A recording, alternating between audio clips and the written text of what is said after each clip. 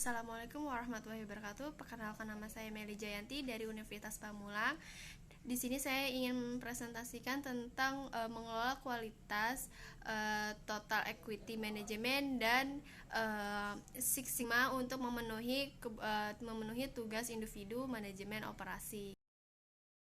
Selanjutnya adalah manajemen kualitas atau disebut dengan quality management, atau yang disebut dengan manajemen kualitas terpadu, atau yang disebut dengan total quality management, atau disebut dengan TQM, yang sebagai suatu cara meningkatkan performasi secara terus-menerus pada setiap level operasi proses dalam setiap area fungsional dari suatu organisasi dengan menggunakan sumber daya manusia dan modal yang tersedia di organisasi atau perusahaan. Selanjutnya adalah ISO 8402 atau disebut dengan quality vocabulary, yang dimaksud dengan adalah manajemen kualitas sebagai semua aktivitas dari fungsi manajemen secara keseluruhan yang menentukan kebijaksanaan kualitas, tujuan dan tanggung jawabnya, serta mengimplementasikan melalui alat-alat seperti perencanaan kualitas, quality planning, pengendalian kualitas atau quality control, jaminan kualitas atau quality assurance, dan peningkatan kualitas atau disebut dengan quality improvement.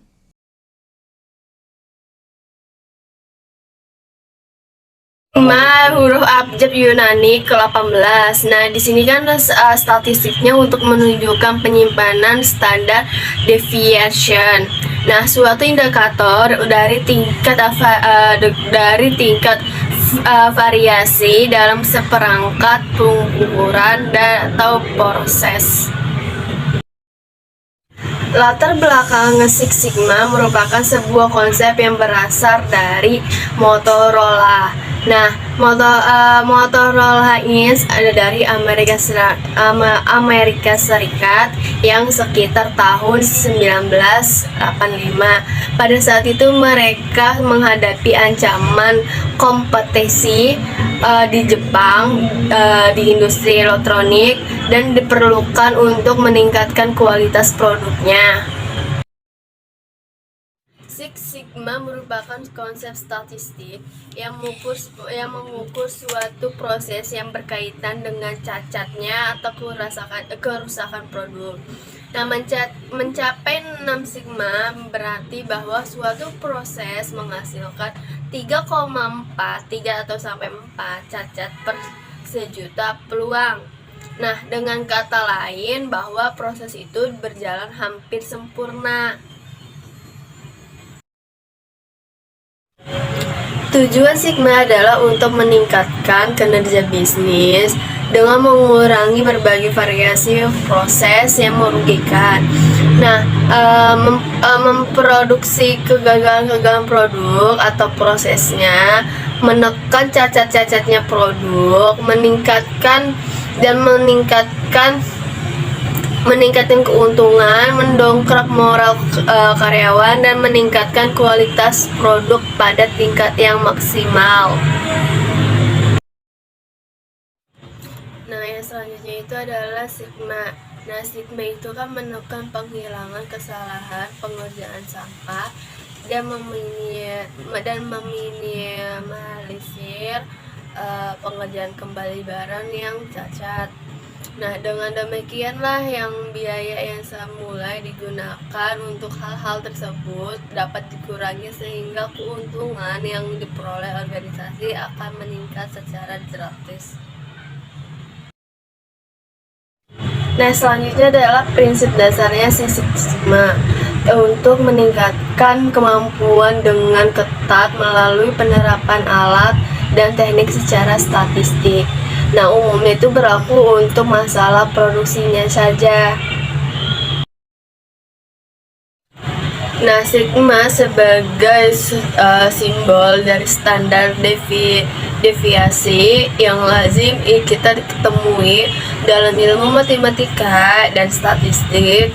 Dengan demikianlah konsep yang ini diukur bisa menyimpan yang terjadi dari proses yang dilakukannya. Makin tinggi nilai sigma yang diperoleh, maka sempurnalah proses yang dilakukan oleh organisasi tersebut. Nah, selanjutnya adalah dalam bisnis ini Six Sigma sebagai usaha strategis bisnis yang digunakan untuk meningkatkan keuntungan, efektivitas, dan efisiensi semua operasi untuk memenuhi kebutuhan dan harapan pelanggan. Nah, selanjutnya adalah filosofi dari penerapan metode Six Sigma menurut Pande 2003. Nah, di sini ya ada beberapa. Yang pertama itu adalah fokus yang sungguh-sungguh kepada pelanggan yang didukung oleh sikap yang mengutamakan kebutuhan para pelanggan. Juga sistem dan strategi yang berfungsi untuk mengikat bisnis kepada suara pelanggan. Yang kedua itu adalah manajemen yang bergerak dari data dan fakta dengan sistem pengukuran yang efektif dan melacak hasil dari hasil akhir maupun proses input dan faktor-faktor prediktif yang lainnya. Yang ketiga itu adalah fokus pada proses manajemen dan perbaikan sebagai sebuah mesin untuk pertumbuhan dan sukses. Proses-proses dalam Six Sigma itu adalah didokumentasikan dan dikomunikasikan, juga dirancang ulang berskala untuk menetapkan berada pada kebutuhan saat ini dari pelanggan dan bisnis. Yang keempat itu adalah manajemen proaktif nih. Nah, itu tuh meliputi kebiasaan dan praktik-praktik yang mengantisipasikan masalah dan perubahan-perubahan, menerapkan fakta dan data dan asumsi pertanyaan mengenai tujuan dan bagaimana kami telah melakukan sesuatu dalam produk tersebut. Nah, di sini adalah istilah Six Sigma. Yang pertama itu adalah critical to equity atau disebut dengan CTK.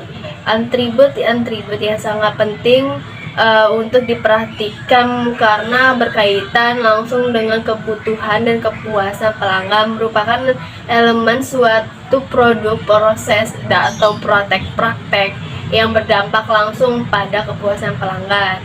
Yang kedua itu adalah variasi atau variation, yang merupakan adalah apa yang pelanggan lihat dan rasakan dalam proses transaksi antara pemasok dan pelanggan tersebut.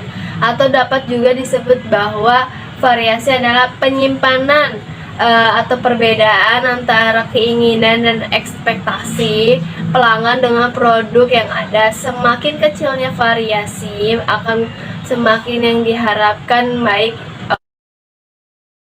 oleh perusahaan maupun oleh pelanggan karena menunjukkan konstansi dalam kualitas produk tersebut. Nah, yang selanjutnya itu adalah cacat atau disebut dengan defect. Nah, kegagalan suatu proses untuk memberikan apa yang diinginkan pelanggan dengan ukuran sesuai dengan spesifikasinya atau identifikasinya. Yang terakhir itu adalah DPMO atau Defects per Million Opportunities. Itu tuh untuk kegagalan dalam Six Sigma yang menunjukkan kegagalan per sejuta kesempatan. Nah, target dari kualitas Six Sigma ini adalah 3-4 DPMO yang seharusnya tidak diinterpretasikan sebagai 3-4 unit output yang cacat dari sejuta unit output yang diproduksinya, tetapi diinterpretasikan sebagai berikut. Dalam satu unit produk tunggal terdapat rata-rata kesempatan untuk gagal dari suatu karakteristik CTK atau critical to equity adalah hanya 3-4 bagian dari suatu atau 1 juta kesempatan tersebut. Selanjutnya adalah pada tingkat proyek Six Sigma, indikator kualitas produk atau jasa biasanya berfokus pada output dari proses. Nah, manufaktur atau jasa ini salah satu indikatornya kualitas manufaktur yang umumnya ditemui adalah jumlah defects per unit atau disebut dengan DPU. yang berdasarkan nilai dari DPU, kemudian dapat ditentukan nilai dari Difference of Emission Opportunity atau disebut dengan DPMO untuk dapat menentukan tingkat sigma dari proses yang ada saat ini. Selanjutnya adalah aspek yang paling fundamental dari manajemen ilmiah. Nah, ini tuh adanya pemisahan antara perencanaan dan pelaksanaan. Meskipun pembagiannya ini tugas telah menimbulkan peningkatan besar dalam hal produktivitas, sebenarnya itu konsep pembagian tugas tersebut telah menyisihkan konsep lama mengenai keahlian atau keterampilan, di mana individu ini sangat terampil melakukan semua pekerjaan yang dibutuhkan untuk menghasilkan produk yang berkualitas. Manajemen ilmiah Taylor mengatasi hal yang membuat perencanaan tugas manajemen ini dan tugas tenaga kerja untuk mempertahankan kualitas produk dan jasa yang dihasilkan, maka dibentuklah departemen kualitas yang terpisah. Nah, selanjutnya itu adalah Total Quality Management atau disebut dengan TQM, yang merupakan suatu pendekatan yang berorientasi pada pelanggan dengan memperkenalkan perubahan manajemen secara statistik. Nah, dalam perbaikan terus-menerus ini tuh terhadap proses, produk, dan pelayanan dan organisasi atau suatu organisasi, proses TQM atau Total Quality Management ini bermula dari pelanggan yang berakhir pada pelanggan pula. Nah, selanjutnya itu adalah kunci utamanya pelaksanaan Total Quality Management atau dengan disebut dengan TQM. Yang pertama itu adalah Continuous Improvement atau perbaikan terus-menerus. Yang kedua itu adalah keterlibatan seluruh anggota dalam organisasi. Yang terakhir adalah kepuasan pelanggan atau usaha untuk memenuhi atau bahkan melebihi ekspektasi dari pelanggan tersebut. Nah, ya karakteristik Total Equity Management itu ada beberapa. Yang pertama itu adalah fokus pada pelanggan nih. Dalam TQM itu pelanggan internal maupun eksternal merupakan driver. Nah, apa sih dimaksud dengan driver? Itu adalah pelanggan eksternal yang menentukan kualitas produk dan jasa yang disampaikan kepada mereka nih, para customer. Sedangkan pelanggan internal menentukan kualitas manusia, proses dan lingkungan yang berhubungan dengan jasa atau produk. Yang kedua itu adalah obsesi terhadap kualitas, yang dimana dalam organisasi menerapkan TQM, pelanggan internal dan eksternal menentukan kualitas dengan kualitas yang ditetapkan tersebut.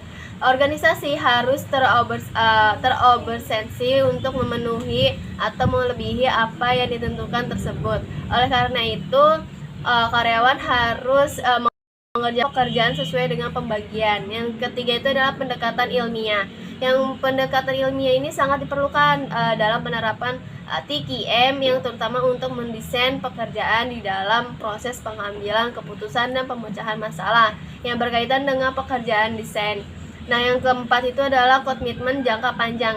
Yang dimaksud dengan komitmen jangka panjang itu penerapan TQM, Total Equity Management, merupakan adalah suatu paradigma baru yang dalam menjalankan bisnis. Untuk itu dibutuhkan budaya perusahaan yang baru juga. Oleh karena itu, komitmen jangka panjang ini sangat penting guna mengandalkan perubahan budaya agar penerapan Total Equity Management dapat berjalan dengan sukses dan lancar tanpa ada hambatan tersebut. Nah, selanjutnya adalah Total Equity Management. Nah, yang disebut dengan TQM merupakan adalah suatu pendekatan dan menjalankan usaha dalam mencoba untuk memaksimalkan daya saing organisasi melalui perbaikan terus-menerus atau produk, jasa, manusia, proses, dan lingkungannya. Nah, untuk memudahkan pemahaman, pengertian TQM dapat dibedakan dalam dua aspek nih. Nah, yang pertama itu adalah mengurangi apa Total Equity Management itu, dan aspek kedua adalah bagaimana mencapaiannya atau tujuannya tersebut. Nah, di sini itu ada bagian perbaikan kualitasnya. Perbaikan kualitas itu ada dua, memperbaiki posisi bersaing dan meningkatkan output yang bebas dari kerusakan. Nah, memperbaiki posisi persaingan itu ada dua. Yang pertama itu adalah harga yang lebih tinggi dan meningkatkan pangsa pasar. Nah, yang itu tuh meningkatkan penghasilan setelah itu. Nah, kalau misalnya meningkatkan output yang bebas dari kerusakan itu cuma ada satu, yaitu adalah mengurangi biaya operasi dan meningkatkan laba. Nah, dua tersebut itu tuh memperbaiki posisi persaingan dan meningkatkan output yang bebas dari kerusakan itu tujuannya adalah untuk meningkatkan laba atau keuntungan suatu proses menciptakan produk dari organisasi atau perusahaan. Demikian pesan dari saya. Mohon maaf jika ada kekurangan. Wassalamualaikum warahmatullahi wabarakatuh.